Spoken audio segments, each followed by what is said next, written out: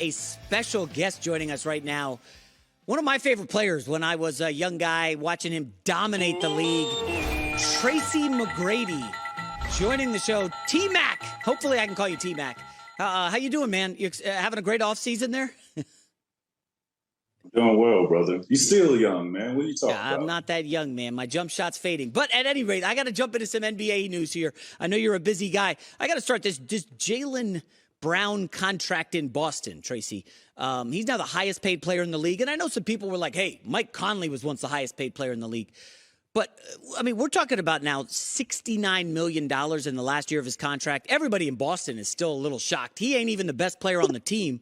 I don't know. Like, I'm not upset that he's getting paid, but just where we're going with these NBA salaries for guys who are not even top 10, top 15 players, it just feels a little weird, no? I mean, that's the state of the NBA. Can't hate on it. That's just where we are.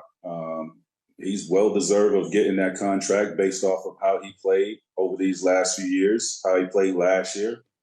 He's well-deserved of that. So shout out to him, man, for getting 5 years for $304 million. But that's just the state of the NBA. It's top-heavy right now. So if you're one of those top-tier players for your team, that's what you're going to get paid. Yeah, Jason Tatum is his teammate, the better player, obviously. Maybe he's in line for, $75 million a year coming up. Let's pivot quickly to Damian Lillard, who has made a trade request after spending his entire career in Portland. I guess my issue here is his agent is saying, hey, other teams don't. He wants to go to Miami. It just feels kind of weird. That doesn't mean he's not going to report if he gets traded to Philly or he gets traded to the Clippers. But I don't know. Do you have an issue with this? I mean, you played on several teams in your career. Do you have any issue with Dame saying Miami or nothing? No, because I think Dame has done his job of doing everything he possibly can to win a championship in Portland. He's given them everything. And I think Dame and his agent is just looking at it like they don't have too many great years left in that body. So he wants to win a championship, and he wants to be, a really huge part of why he wins the championship. And that's with a particular team. And he sees that in Miami. I have no issue with that. I mean, the man has really done everything he possibly can. So to reward him and be rewarded is to go, with the team that he feels his best chance of winning the championship. I have no problem with this. I think the opposite would be, of course, the James Harden situation. I think he's made now 3 trade requests in something like 13 months. It's getting a bit obscene for Harden. You're laughing. He's a Houston guy. He's living it up. He's telling the Sixers, I don't want to be here. Trade me. I don't know. Do you feel the same way about Harden that you do about Dame? No, I do not. And I've been on record saying this. I don't understand the trade requests out of Philly.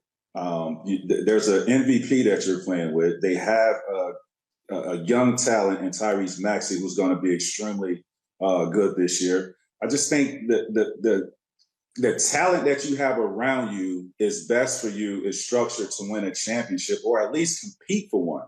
You guys were 1 game away from getting to the Eastern Conference Finals last year to compete against Miami. And I think Joel Embiid, being that he was the MVP last year, I don't think Miami had any answer for him. And I think you guys could have went to the championship and competed for that last season. But Game 7 of, that Boston-Philly series, it was just brutal. But again, I don't know why you would leave that situation. And I've said it's got to be something deeper than, any of us know about, because it's just, to me, it's the perfect fit.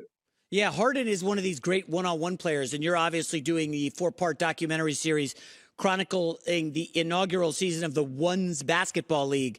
It's on Showtime. Tell me a little about your one-on-one game growing up. I was never a great one-on-one guy. I'm a team player, Tracy. But I do love me some one-on-one. Like Chris Paul's a great one-on-one player. Kobe Bryant, obviously. I think Michael Jordan, the greatest ever in one-on-one. But I don't know. Talk a little about this series.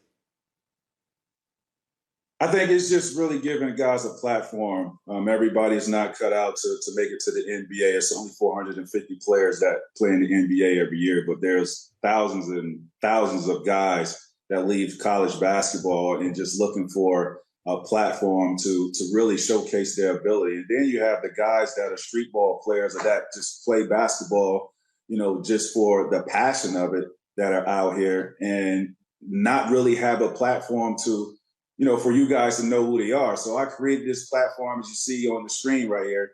Like, you never heard of these guys, but they're guys with great ability, great one-on-one skills, and really a great competitive spirit about them that I think you guys should know about. So that's why I created this platform, to give them a great opportunity to showcase, a elite skill set that you guys should know about. It's interesting, Trady. I got to ask real quick. So we're seeing a lot of international players come into the league, and they're more team oriented. And a lot of the American guys coming up in college, they're more one-on-one.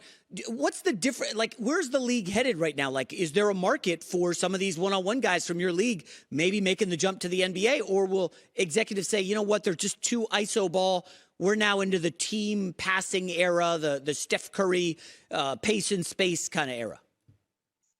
Well, the goal is, there's a lot of alternative leagues out here, whether you playing overseas, you have the G League. There's alternative leagues, and you have the big three as well. If there's an opportunity for any one of those guys to make it to the NBA out of my league, I wish it. I definitely think there's a great opportunity for them. We had 4 or 5 guys get G League invites from last season. We didn't even advertise that. Just happened to have some league officials in the building for our championship game last season and saw some of the guys and wanted to invite them to a G League invite. So if there's an opportunity for guys to make it to the NBA out of my league, I think they will be able to handle that. Awesome. Thank you so much, Tracy McGrady. One of the great three-point shooters before three-point shooting was super popular. Congrats on the league, T-Mac. Appreciate it. Thank you. Boy, Tracy McGrady, you guys, I know everybody played video games as a kid, and I forget which one it was, but whatever the NBA one was, Tracy McGrady was so good on that game. I remember I had moved to New York after college, young guy, and my cousins were living in the area. We would just play, and I was Tracy McGrady in the Orlando Magic all the time. I love T-Mac so much. Happy for his success. Hi, everybody. Thanks for watching. Subscribe here to get the latest from the show. Also, be sure to check out more of the best clips from The Herd, or go watch a few segments from other shows on FS1.